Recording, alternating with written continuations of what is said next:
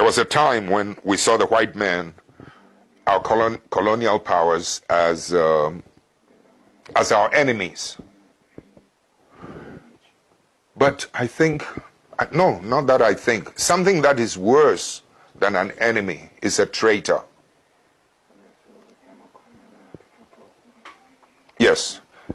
And when we won our freedom, some of our countries were led by some of the most noble nationalists, of our time. But at the same time, with the passage of time, some of them became treacherous and rather betrayed our aspirations. In effect, what I'm trying to say is that as bad as an enemy can be, I think something worse than an enemy is a traitor. We've ended up evolving in the process of trying to modernize. We've ended up being westernized to the point where, as I sit here before you, when I wanted to even name my children African names, heroic names, I'm a Catholic. The Catholic Church, or that character, back at home, said, no, I cannot. They'll have to be Catholic names. I mean, those Catholic names are European names. I went through an argument with this priest, and I said, listen, I have a right to my identity. Don't take away my identity. Okay?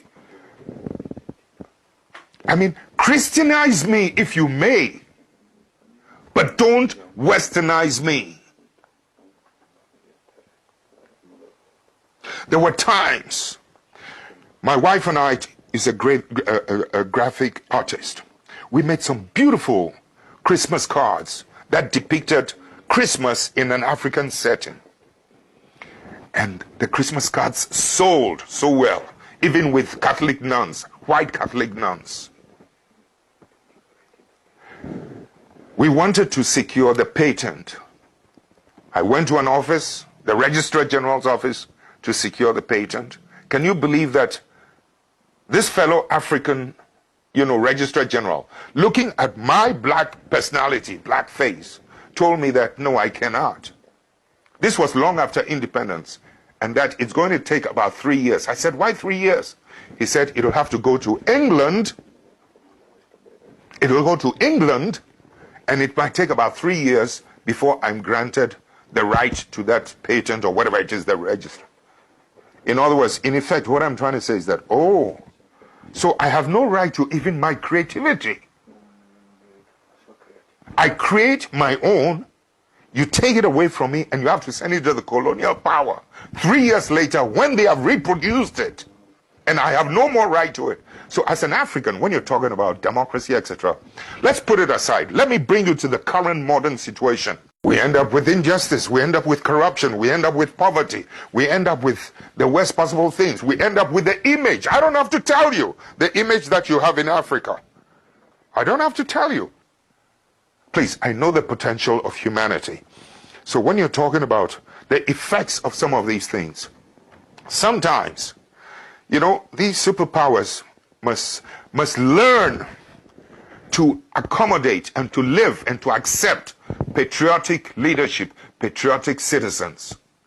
Too often, they're happier with people who are not patriots. But if the media, especially in America, for instance, could give you both sides of the story as pertains to foreign policies and foreign actions, you will bring so much pressure to bear, because you still live in a world with the capacity and the ability to be able to influence your presidents. You can impeach your presidents like in America.